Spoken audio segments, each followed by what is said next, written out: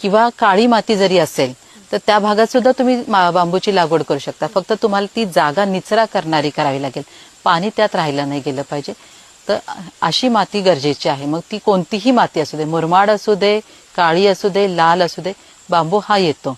फक्त बांबूला पाणी दिलं गेलं पाहिजे आणि दिल्यानंतर त्याचा निचरा सुद्धा होणं गरजेचं आहे. अशा पद्धतीची त्याची लागवड झाली पाहिजे. आहे विदर्भ वगैरे या सगळ्या भागांमध्ये, मराठवाडा या भागांमध्ये सुद्धा लोकांनी बांबूची शेती करायला सुरुवात केलेली आहे.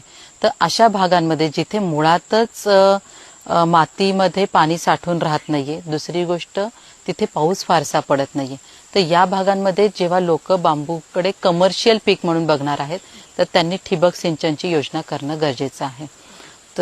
तरच तर ती रोपं टिकतील. आणि रोपांचं बेट तयार झाल्यानंतर मात्र मग तुम्हाला त्या पाण्याचं प्रमाण कमी केलं तरी चालणार आहे. बांबूची लागवड केल्यानंतर साधारणपणे आता आपण रोपं किंवा रायझोम पद्धतीनेच लागवड करतो. तर ही लागवड केल्यानंतर त्याला बेटाचं स्वरूप धरायला साधारणपणे 4 ते 5 वर्ष निघून जातात, ज्याच्यामध्ये तुम्ही त्याला पाणी सुद्धा देणार आहात.